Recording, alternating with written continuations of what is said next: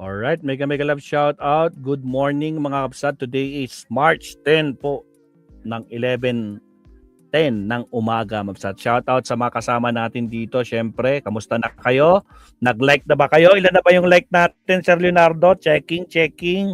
Andali nga, check ko nga muna bago tayo mag-start. Gusto makita ni Maestro kung may pagbabago ba sa ating likers. 54 likers mga kapsat, pero 70 plus yung viewers. Baka naman, no, sa mga hindi pa nagla-like dyan, like and subscribe po tayo. O, nandito tayo kay Attorney Enzo Recto, Babsat. Naku po, dahil na naman yung topic kasi wala tayong live cap. But sigurado marami tayong maihiram dito kay Attorney. Attorney, ano bang latest kayo? Diyos ko, Lord. Binira na naman ni Trillanes si Baste. 30. Ano na naman ginawa ni Baste? Si Basting Dumagueño, may sinabi na naman. O, sige nga, pakinggan natin to. Punta natin to. Binira na naman niya. Nakapo. O, lakihan natin. Bagong pasok, huwag kalimutan mag-like and subscribe po. Here we go. Pasok, Baste!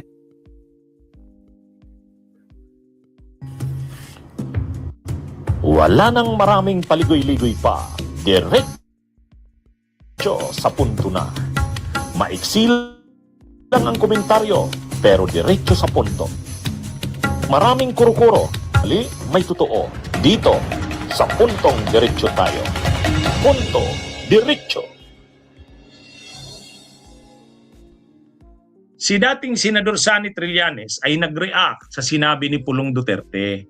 Si Pulong. Sabi kasi ni Pulong Duterte, Baste. kung buboto daw ang mga Pilipino ng susunod na leader, Ayaw nga.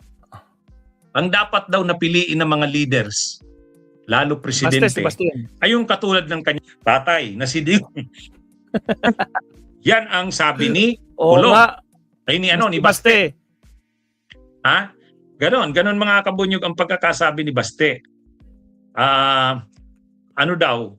Sabi ni Baste, kung magbuboto ang mga Pilipino at pipili ng ganon ang pagkakasabi. Sabi ni Baste, dapat daw ang dapat na piliin ito. If you choose another leader for the Philippines, then piliin nyo yung tao na kung saan nyo makikita yung nakita nyo sa tatay ko.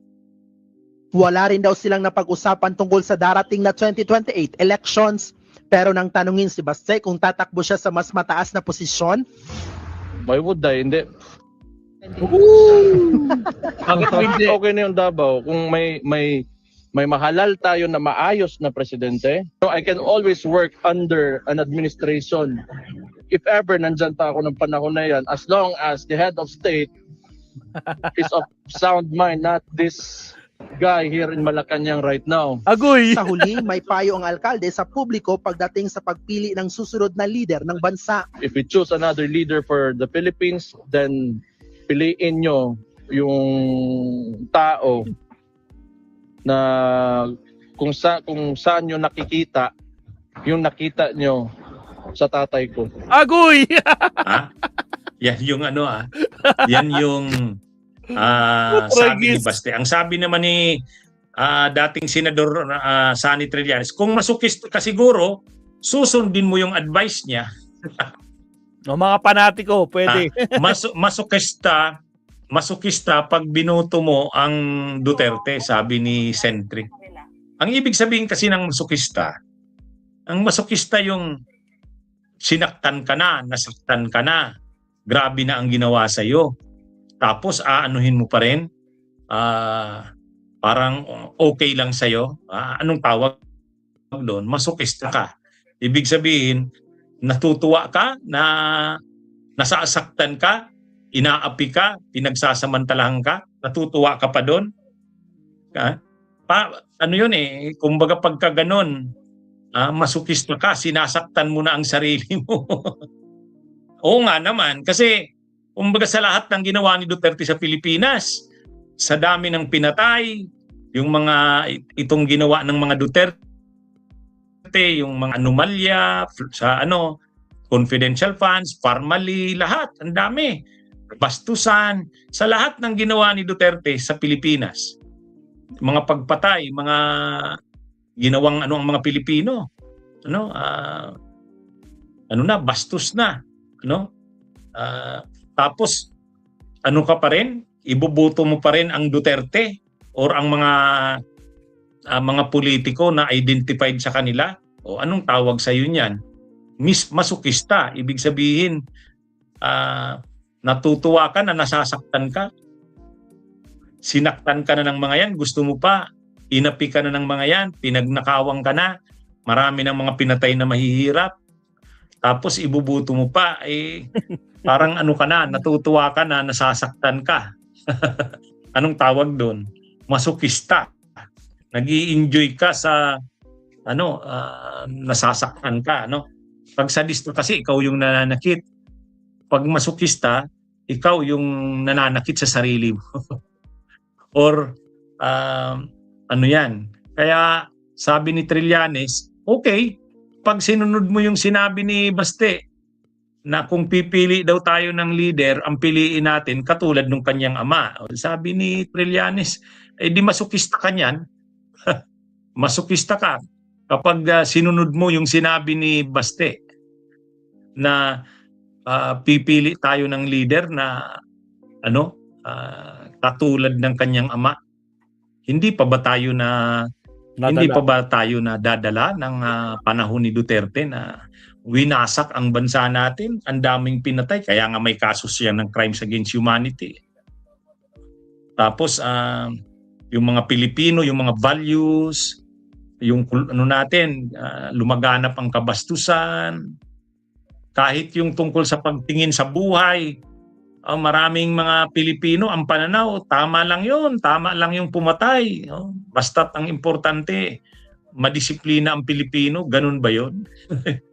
Maraming mga pinsala na ginawa si Duterte sa ating bansa. AI. Just generating.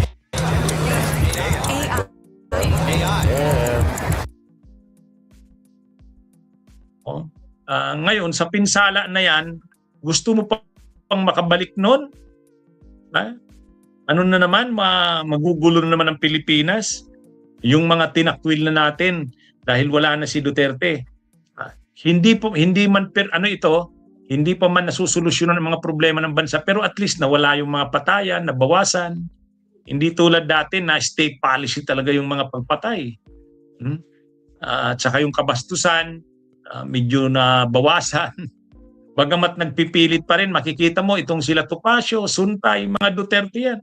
Gusto pa rin nilang pangibabawin yung kanilang mga kabastusan. Gusto ba na natin na makabalik sa ganon? Anong tayo? Tama si Trillanes masukista na tayo. Parang natutuwa ba tayo na babalik na naman ang ganon sa bansa natin? Kung susundin mo ang sinabi ni Baste, sabi ni Trillanes, masukista ka. Hindi mo nakikita, hindi mo na naisip yung mga damage, pinsala sa atin ng ginawa ni Duterte at gusto mong ibalik yon. Mapinsala na naman ang bansa. Na naman, patayan dito, patayan doon. At bastos, ang kabastusan ay naman. Tapos yung China, babalik na naman ang pangingibabaw sa atin. Yung ba ang gusto natin? Yun. Pagka gusto mo pa rin yung ganon, hindi ka na natuto, masokista ka. Yan yung term na ginamit ni Trillanes. Okay, mga kabunyog, mga kabayan, magandang araw sa inyong lahat. Bunyog, halika na kasama ka. Bunyog. Grabe, no? Nabara na naman si Bisiko. Actually, nabasa ko din yan, no? Pipiliin daw, mabasat, no? Piliin daw natin ang susunod ng presidente, yung tulad ng tatay daw niya na nakakulong sa ICC, mga kabsat. Diyos ko Lord, aray ni Kunese, Sir Leonardo. Katulad daw ng tatay niya na ganun daw dapat. Diyos ko Lord. Psychopathic po ang tawag din po dyan. Natutawa pa. Diyos ko Lord. Ganun talaga. Aray ni Kunese, di ba?